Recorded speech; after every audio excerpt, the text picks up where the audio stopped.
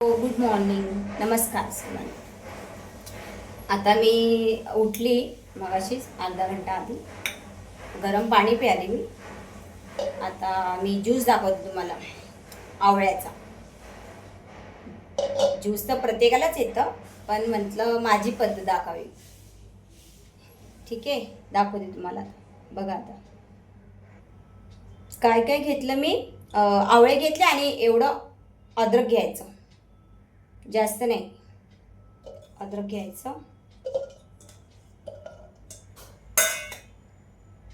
आणि आता मी जिरं पण घेते. थोडं जिरं पण टाकायचं फ्लेवरसाठी, खूप छान लागतं.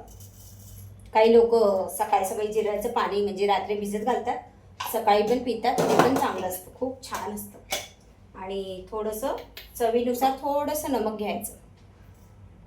आणि कढीपत्ता असेल कढीपत्ता टाका. आता माझ्याकडे नाही आहे कढीपत्ता, नक्कीच टाका. कढीपत्ता पण चांगला असतो.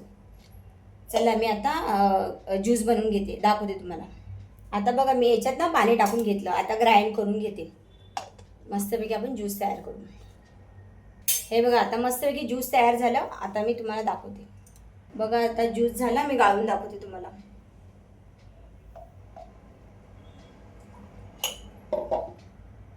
चला मी आता मस्तपैकी आवळ्याचा ज्यूस केला. 1.5 ग्लास निघाला. आणि या आवळ्याचा चोथा असतो, तर त्याला आपण परत त्याला ग्राइंड करून घ्यायचा आणि पाणी टाकायचं. खूप हे असतो त्याच्यामध्ये, खूप ज्यूस निघतो. जसं आपण ऊसाचं कसं करतात, ते सारखं सारखं सारखं सगळं चोथा टाकत राहतात, तसं याला एकदाच करायचं. आणि नंतर याच्यामध्ये पाणी टाकून परत फेकून द्यायचा. हा फ्लेवर आहे ना, येतं तुम्हाला सर्वांना, पण मी माझी पद्धत दाखवते. बघा आता मी ज्यूस पिते तुमच्यासमोर. या पियाला सर्वांनी. खूप छान आहे, एवढा टेस्टी आहे ना. त्याच्यामध्ये तुम्हाला जिरे टाकायच्या ऐवजी बडीशोप पण टाका तरी चांगले आहे, खूप छान लागते.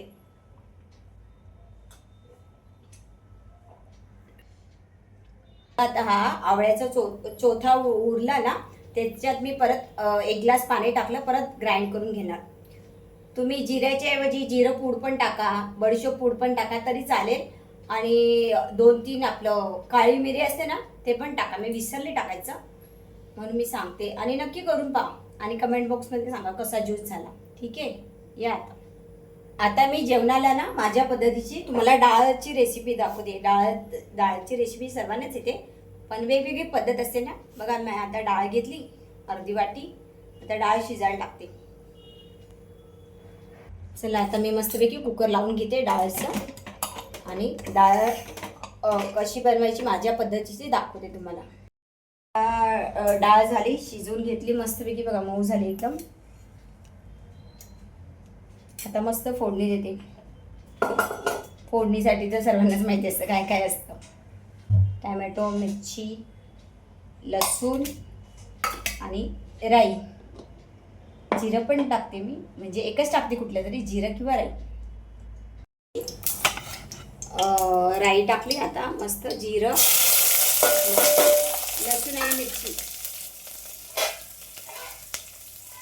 आणि असं झाकण ठेवा. त्याच्याने काय होतं, आजूबाजूला घाण होत नाही आणि सफाई पण आपल्याला करावी नाही लागत. हे बघा मस्तपैकी मी कांद्या टोमॅटोची चटणी बनवली मस्त. हे तर सर्वांनाच येते म्हणून याची काय रेसिपी नाही दाखवली, पण खूप छान झाली. साईने खाल्ली, साई बोलला खूप छान झाली. आणि बघा मस्तपैकी मऊ डाळ शिजली. चला आता मस्त टोमॅटो टाकून येते.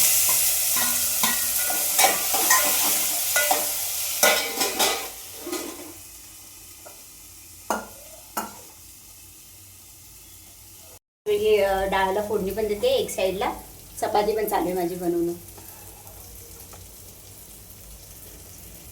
आता मस्त हे झालं मस्त. आता मी डाळ टाकून देते.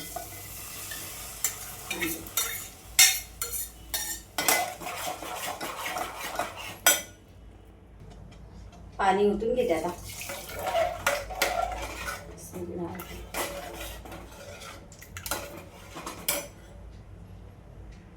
आता मस्तपैकी डाळ आता उकळायला ठेवते मी. उकळली का आता भात लावते एक साईडला. आता मी 2 वाटी तांदूळ घेतले. आता भात लावून टाकते एक साईडला आणि डाळ मग रेडी नंतर खायला. आता मस्तपैकी डाळ पण झालेली आहे. आता मी कोथिंबीर टाकून घेते. कोथिंबीर शिवाय सुंदरता नाहीये डाळला पण. कुठल्या पण याच्यामध्ये कोथिंबीर टाका, खूप छान. मला खूप आवडते, मी खूप जास्त टाकते, भरभरून टाक.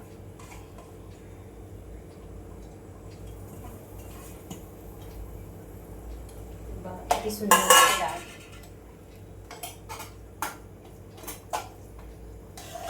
बघा किती सुंदर दिसते. कोथिंबीर टाकताच असं, जसं आपण साडी नेसल्याशिवाय सुंदर दिसत आहे तसं याचं पण असतं. कोथिंबीर टाकल्याशिवाय कुठलीही रेसिपी चवच नसते तिला पण. आता मस्तपैकी डाळ भात झालेला आहे. आता मी जेवायला बसते. या जेवायला सर्वांनी, या.